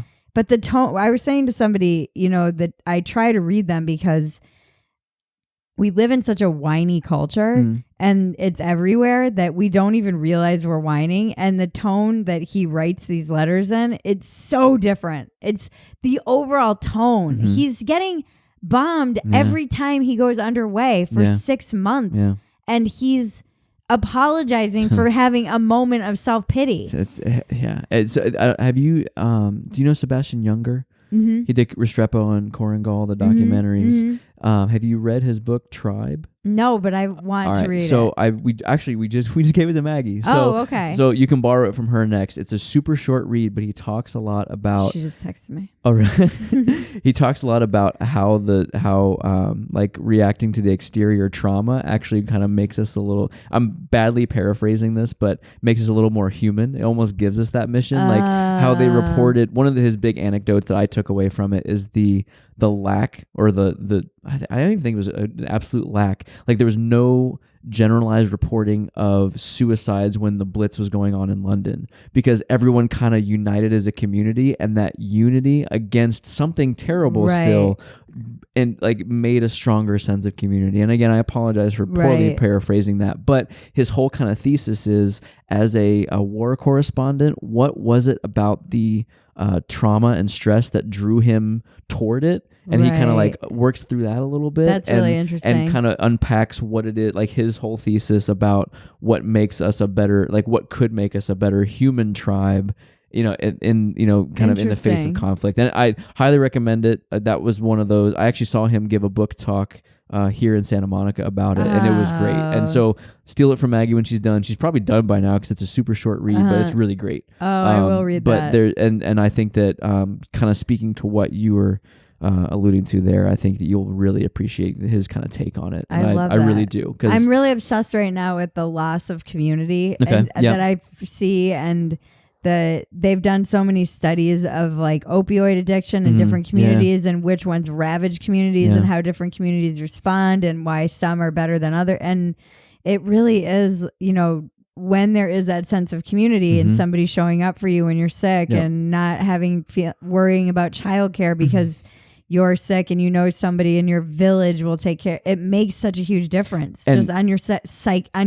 Absolutely. And you know, it's interesting because you know, we were talking a little bit before about your experience with Twitter, and there's a lot of my mind that kind of boggles at it because that's not my I definitely am not, you know, it's funny to me, or it's foreign to me. That's the word I meant to use. Foreign to me to watch someone like you have a good experience, like kind of building that community. Because the phenomenon that I'm most like, the one that strikes me is reading studies about how like anti-diaspora the internet can be, because it connects people who, instead of assimilating to a culture or becoming part of a physical community, can always too easily, quote unquote, reach back to where they came from. So like if you were an immigrant to a country, right, the usual thing in the past would have been, I came here for a reason, so I'm going to assimilate to this culture. I'm going to hold on, you know, I'm not saying that you need to, you know, lose yourself of identity, right? But you couldn't make that phone call home. You'd have to figure some shit out. Right. So like the way that Kara and I drove out here, we had to figure shit out. And we lived in a very modern culture still, but it wasn't like this, right? There wasn't the tie. So just imagine what it would be for someone coming to a new place with the intent of changing their life, but then the internet that's supposed to be this big democratizing force is actually making that transition harder somehow. Yeah, that's interesting. And I had there's a couple studies on that, and there was a guy who was doing some research about, and I don't like the term, but ISIS brides, but you know, like ISIS recruit, you know, like the recruiting and the backflow, and then the kind of the community that you know, that people leave and try to find, but then stay connected to. Super interesting stuff. Yeah, and that's you know, really cool. and I find the paradox of the internet supposed to be, again, like a uniting force, and it's almost sometimes in that I find that to be a good microcosm of the way that too much connection can actually be a bad thing, because it kind of disconnects you from sometimes the more present connection. Yeah, that's interesting. Yeah. I mean, my ex-husband was from Belarus, and because it was an actual dictatorship, he couldn't go back. Yeah. I mean, he basically would have been thrown in prison for not going into the army. Yeah. And so he came at 19.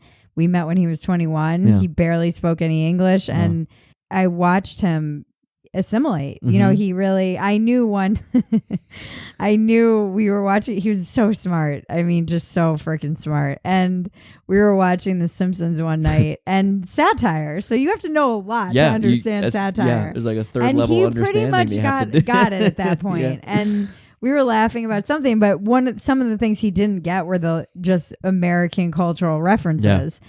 And at one point he looks at me and he's like, "What is this?" It was some homecoming. I don't know. It was like some episode where they're throwing toilet paper in trees, and he's like, "What does this? What does this thing?" I was like, "Oh, you know, when like during homecoming or whatever, we like throw toilet paper in trees. It's just annoying." And he's like, "You mean to tell me when I was standing in line for toilet paper, you were throwing it in trees?" Yeah. And I'm like, yeah. Pretty much. Yeah. Like, this is why people hate America. Oh, 100%. Like, yeah, no, and yeah, You'll I never totally get forget that. it. I get that. Bridget, you mean to tell me? yeah, that's pretty much what was happening. We were throwing in trees. Yeah. But what is the reason? Just because it's hard to clean. Like, you wanted to kill me.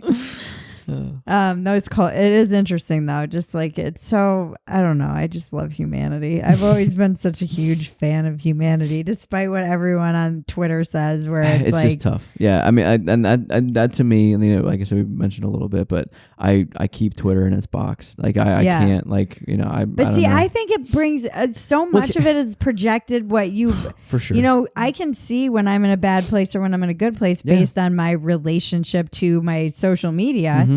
And a lot of what you bring to Twitter is what you're projecting. Well, it goes back to what we were talking about with AA and the church and stuff. Like, you know what I mean? You're projecting onto it what you want. And I guess the reason I balk at it is it's faster. Like you know what I mean? Like the church is a slow burn. Like that stuff's gonna get you. But like you know what I mean? But, and it's not personal. Yeah. So that's meetings and church and all these things are face to face. We talked a little bit. I'll give you my name, but I'm not going to give you my Twitter handle right now. Like I'm not going to do that. Like because no, the kind of there's a whole segment of. There's like a little bit of a blow up again about military Twitter, about there's a lot of people who on active duty use pseudonyms, and they're not really hiding their identity. They're just kind of giving like a little bit of a screen so they can express some views. Mm-hmm. And there's always this tension between the people who don't do that and the people who do. Oh, interesting. And I'm like, bro, and that lets me know I'm like, I do not need to get too far into this. And so I have like a little, I don't have a lot of followers. I don't do a lot of stuff, but like you got your little crew, and I can see where the benefit is.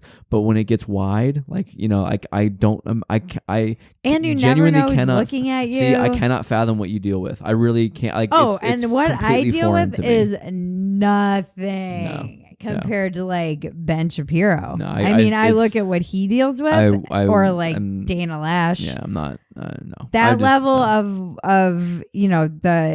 that's like another level. Yeah, I can't. Like I said, I get it, and that's interesting, because you've mentioned kind of two people on the right of the spectrum, but most of the people I follow in the military side of things are on the left side of the spectrum, and there's it's no less. It's just from a different, you know what I mean? Like it's kind of like cross purposes. I'm trying to think of who the most like hated person on the left at that level would be. I don't know. Like I said, I just try to, Try no, I mean, just somebody who's just takes that much.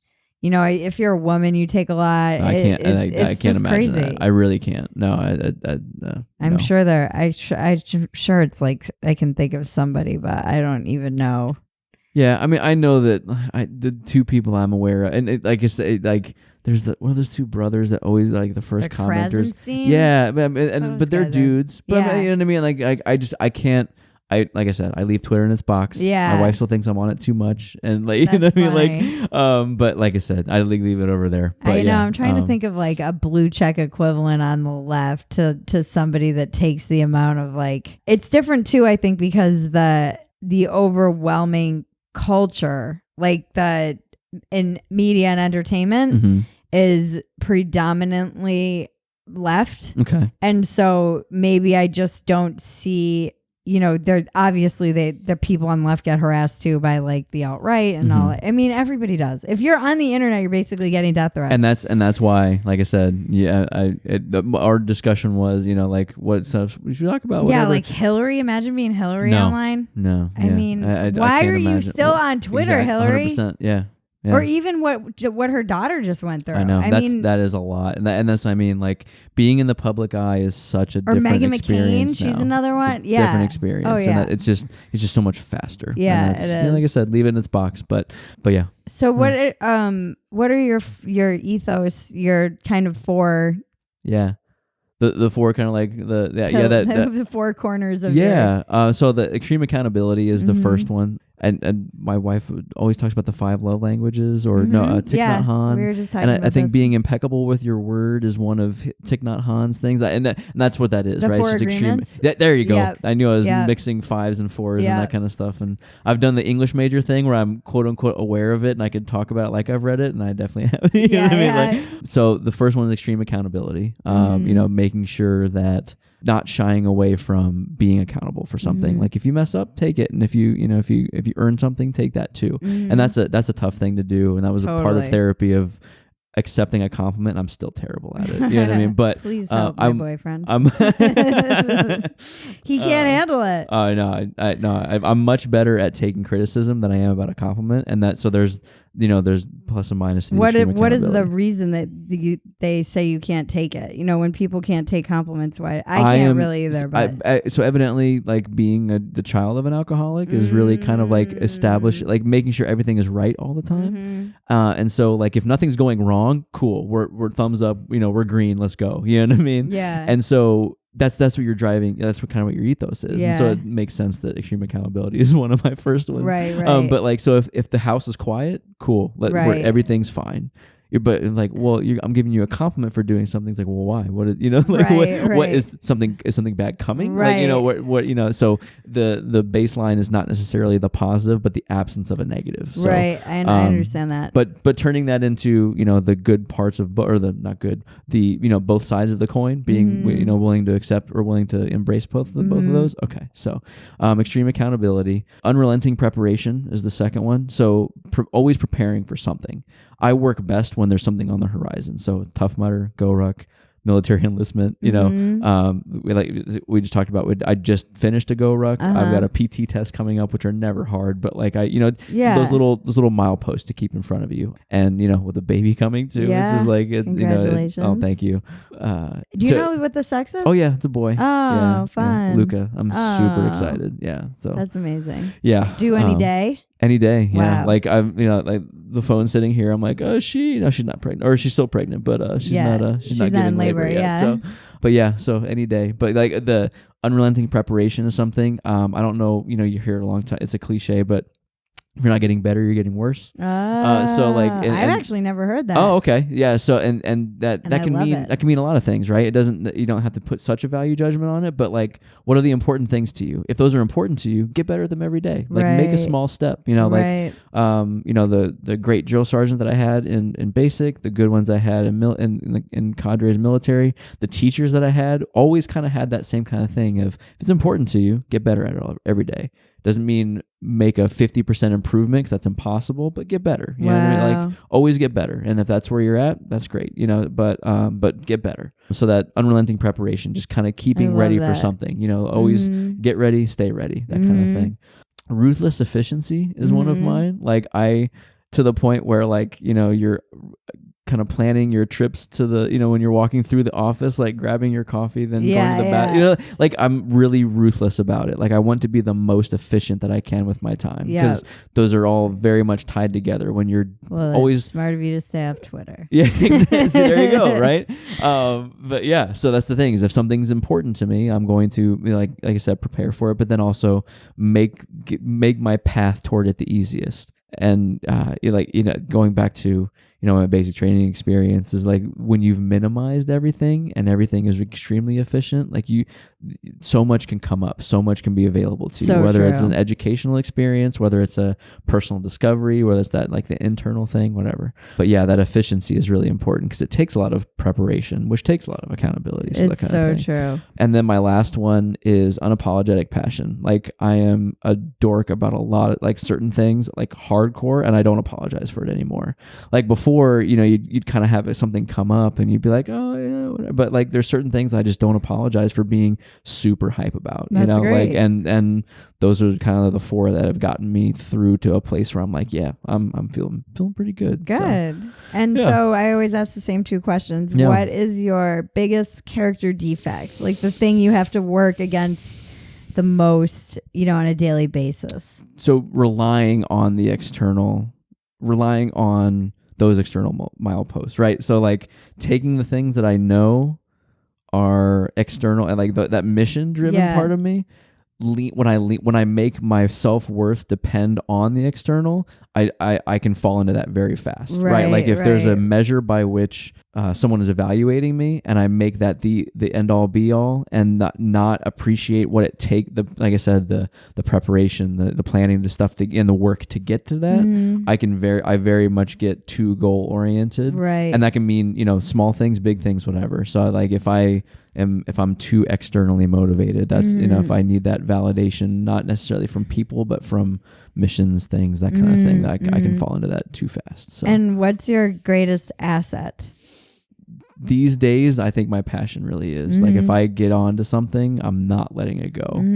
That's that kind of that passion to see something, from start to finish, like not being afraid to do the dumb small shit that's going to be required to pay off later. Right. That and to know that's where the passion's leading toward, or that the passion's what's driving you through the stuff that you may not want to do.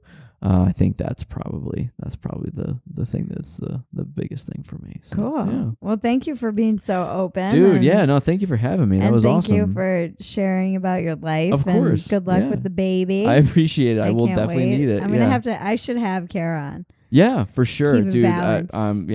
Since you said everyone wherever you go knows both of you, I feel like I have to keep have that to listen balance. and have to know. And she is clearly the more awesome person than I am. So a daily inspiration, and she is 100% like her. My relationship with her is my 100% proudest achievement. I will never apologize for that, and because it's a lot of work and a lot of awesome. Do you guys stuff, keep that as the priority? What my therapist always says a relationship is like the third party. She's like, you have this nucleus and it gets dinged, but you have to make sure that that things aren't dinging it too much, or 100%. The boat will sink. Yeah.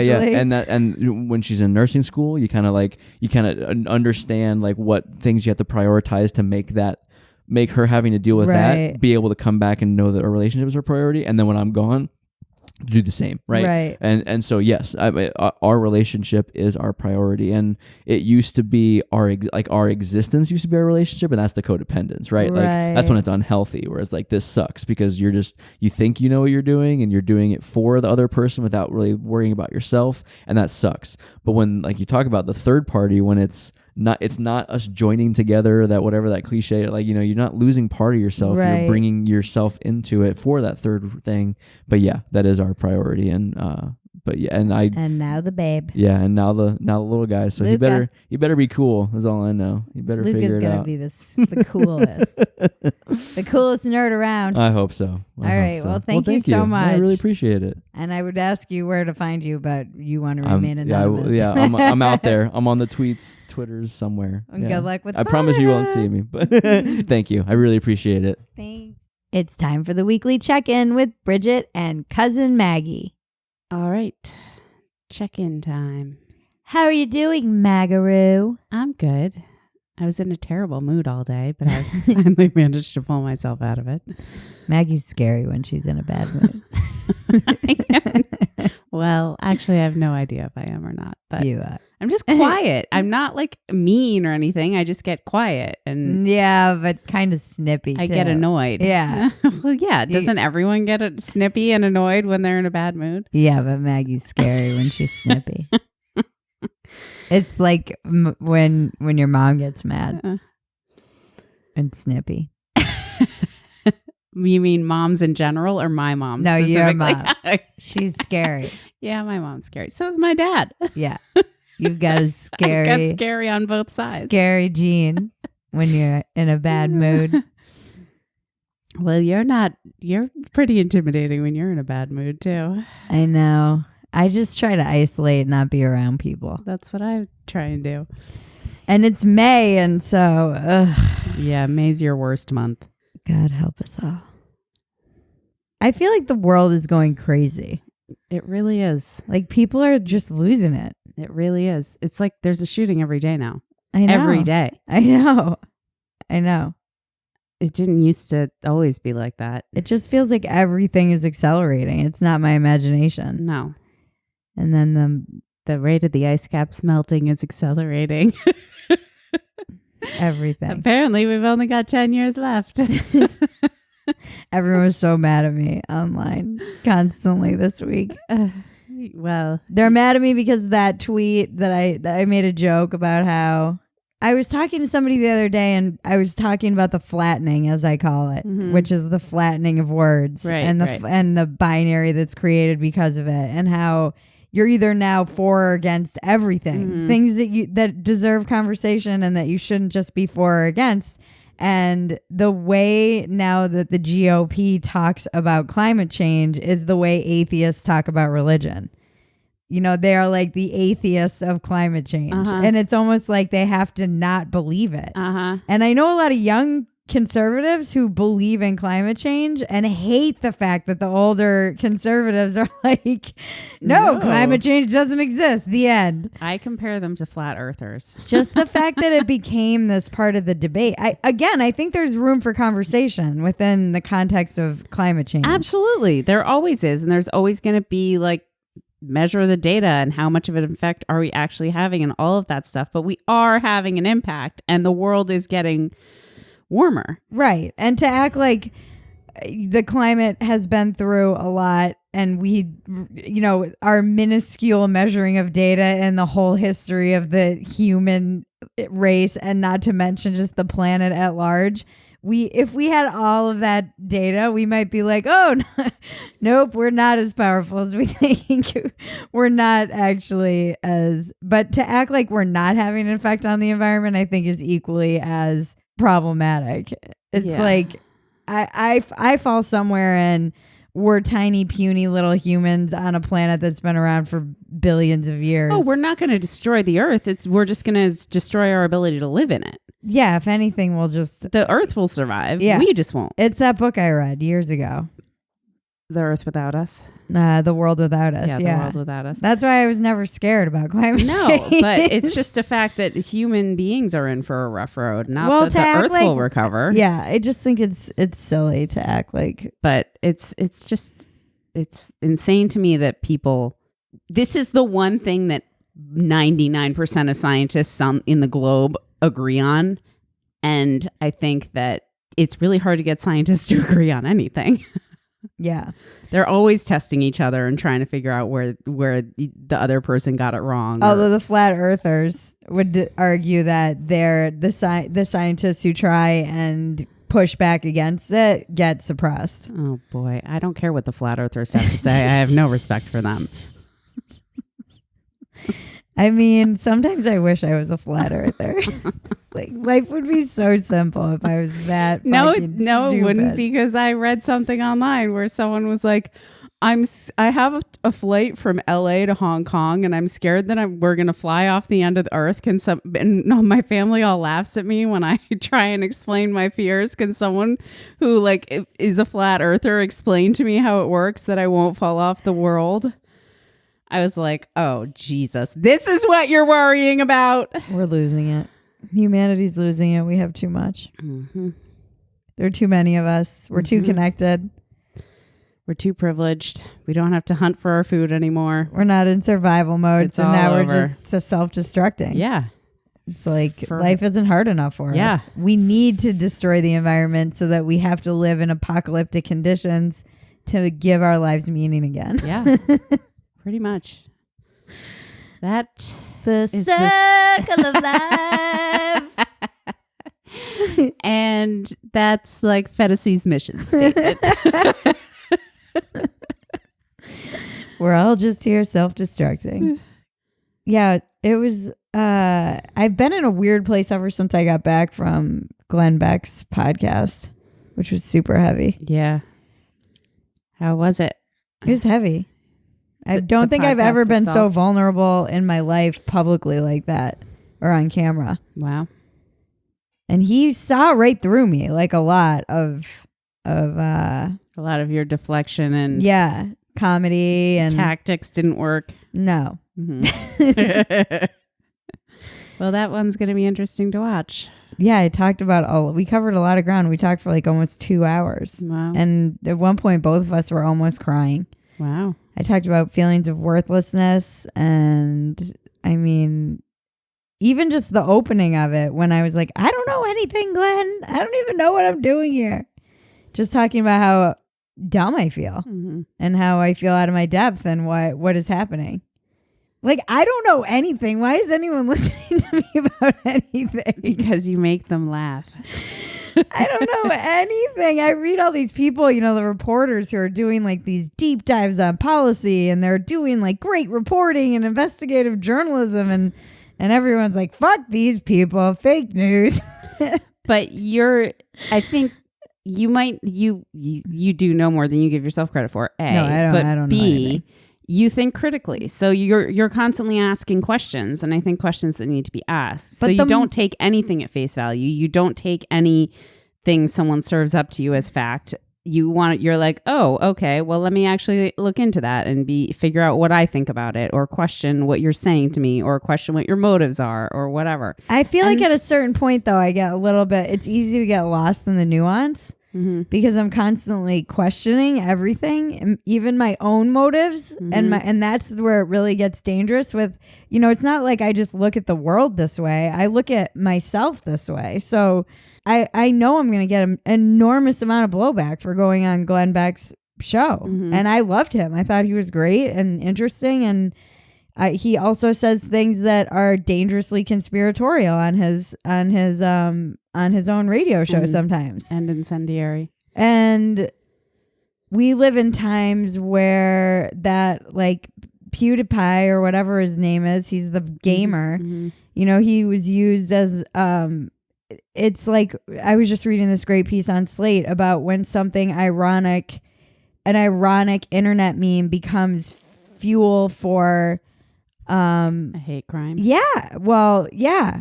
Like, or white supremacist ideals or whatever. Mm-hmm. And it's always like, after I do these guys who are considered fringe, or, I mean, I would put Glenn in just the conservative camp. I wouldn't put him in fringe, but Gavin McInnes is definitely fringe. Mm-hmm. And every time I do one of their shows, something immediately comes on the heels of it. In Gavin's case, all the people getting beat in the streets of New York. Right. And in Glenn's case, there was the shooting. At the synagogue. Not that they're, at the synagogue. Not that they're in any way connected, but a lot of the language that these guys are mentioning in their fucking manifestos are things that these people on the right are not denying. Mm-hmm.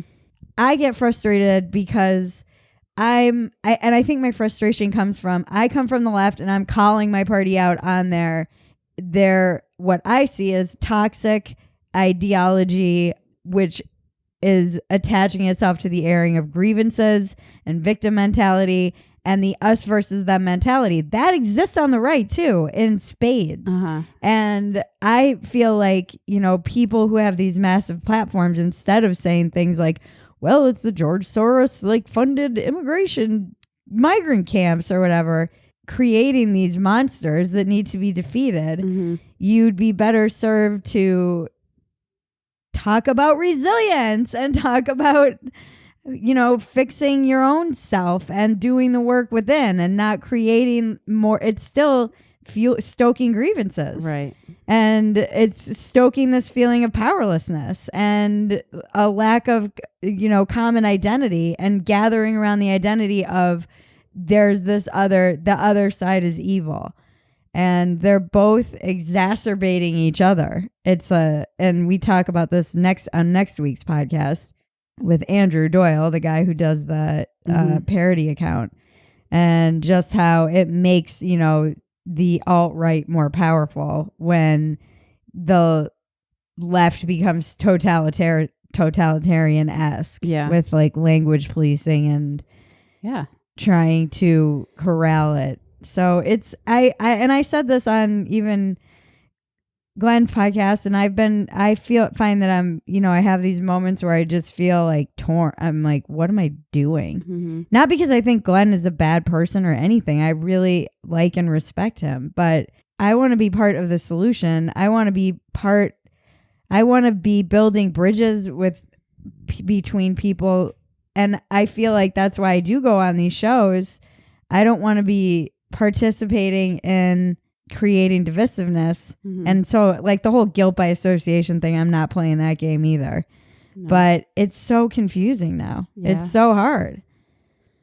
Yeah. And then I'm going to get shit for not calling him out, which I don't think is my responsibility either. Joe Rogan gets shit all the time for this. Mm-hmm. I mean, I need to hold him accountable. It's really hard. There are no easy answers. And I don't even know what I'm doing. I don't even know. There's no path. It's not like there's a path. You're just talking to people, though. Yeah, but the fact that you're then tarred with the same brush, guilty by association by groups of I'm people, considered and a Nazi, ostracized because of that's scary. And this is exactly what Andrew and I talk about next week, is how when somebody like me or him is a Nazi, it gives them more power. Yeah. It makes it seem like their numbers are much bigger than they are on the alt-right. Right. When anyone who talks to anybody who they deem an untouchable or is remotely right of like the very extreme left is a Nazi or a white supremacist. Now, who does that leave? And they're driving people farther away. I mean, both sides are just getting farther and farther apart from each other and becoming more and more rigid in their dogma. Hopefully they'll drive so far apart they'll come together, come back and crash into each other. It's so funny too that we're living through like this massive time of entertainment where it's like these epic battles. Yep. I mean, I don't even know how they make the stuff like they did in Endgame. I know. I'm like, I don't even know how you make that. It's so crazy. And same with Game of Thrones. I know. But they're like these epic battles between multiple tribes. Yeah. It's a little unnerving. Yeah, I don't know. It's just I loved the conversation. I felt like, it was like if I was talking to you actually. Mm-hmm. I didn't feel like I was aware of, I felt very much myself. But it's got to be scary and confusing and because I don't have a tribe. Things. That's why. Yeah. And I don't mean this in some victim-y way. I sat in that hotel room in Dallas alone and I was like, oh, this is a lonely path. Like there's no one I'm not like Ben Shapiro or Glenn where I have millions of people who are going to come to my defense. Well, you've got close to 98,000 Twitter people. That's all I need. I'm going to be the underdog with the army of 12,000. No, I don't mean this in some way that's like poor me. Yeah, I know what you're saying. It's just it's confusing. It is confusing because anyone in the middle, like James Lindsay and Andrew and I talk about this too. Anyone who occupies this space where you dare to take on any and all sides and question everything ends up being labeled a Nazi or a grifter. Mm-hmm. And then I start to question, am I a grifter? Is this just self-interest that driving, I go down my own self-doubt and rabbit hole. I don't know. I just feel everybody's been saying that. My sister said it. She's like, you've been in a weird mood. I'm like, yeah, I feel weird. I feel like off. Yeah. I'm not sure why. I just feel like I just feel lost and a little bit confused and I don't feel centered. The only path I feel centered in is not knowing anything, which is terrifying. That's allowed, though. I mean, it's where you are. It's nothing else you can do but sit in it. I hate it. I know. It makes, honestly, like nothing makes I'm so uncomfortable. I've been going to meetings and all this stuff, but I'm like, I would love to get out of my brain and escape and drink and it's May and it's spring and May. I have a lot of history with the month of May that's not great. And if anyone has any advice to offer Bridget, feel free to do so in an email. Yeah, and you know what? Glenn gave me a really great idea. He said I need to keep a journal of all the nice things people say to me so that when I am getting battered by both sides, I can turn to that journal and remember that because I get such nice emails from people thanking me for being confused publicly and basically it's like public humiliation. Yeah. I mean, you really are taking one for a lot of people. They appreciate that. And I get emails from people a lot, and you hear more negative than positive, especially in the place that I'm in. And so I really appreciate those of you who do email and just send me messages of encouragement and let me know that, you know, it's like when I hear from people who say that I'm helping them stay sober or I'm helping them get sober or with anything, those are all going in my new journal I'm going to start, because he's right. I need to have something, because I asked him, I'm like, why are you doing this? And the reason that there have been so many times where I'm like, I just want to run away. Mm-hmm. I don't want to do this. I don't want to do any of it. I didn't want to do this.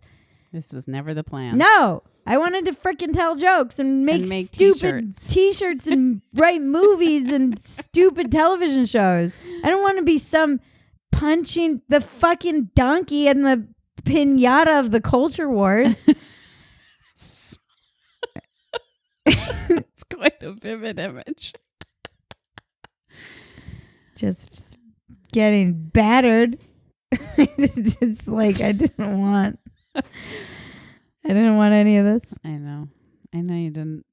And here I am, so I have to accept that, and it's fine. And I take the role of being a useful idiot seriously. You should put that on your Twitter bio. Well, that's what I get accused of all the time, is being a useful idiot to the right. I'm a pawn. And maybe I am. Maybe you are. Maybe it's all a grand conspiracy to rope in Bridget Phetasy. No, I'm just a pawn to be used in the culture wars. I know, but they've suckered you in to now, funnel and now people, you're their mouthpiece. To funnel more refugees from the left trying to escape the regime.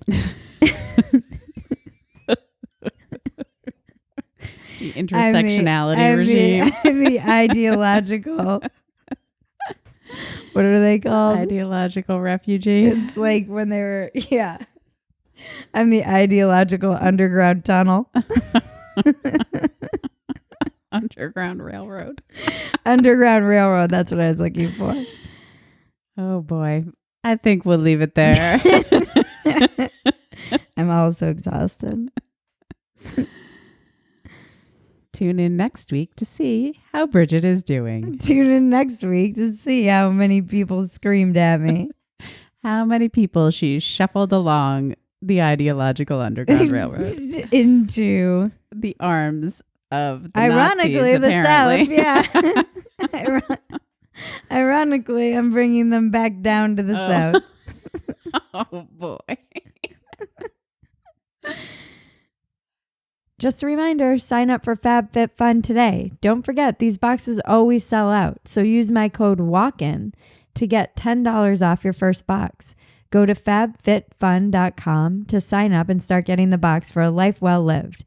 Use promo code WALKIN to get $10 off your first box. That's over $200 value for only $39.99. Go to fabfitfun.com and use my code WALKIN to get $10 off your first Fabfitfun box. I'd also like to thank LinkedIn.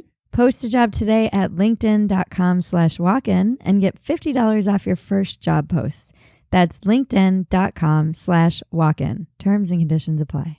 Tune in next week for another riveting episode that will change your life, help you get out of your own way, and solve all the world's problems. I want to thank our composer, Jared Elias, my co-producer and cousin, Maggie, and all of you out there listening. This has been Walk-Ins Welcome with Bridget Phetasy. I'm Bridget Phetasy, and you're welcome.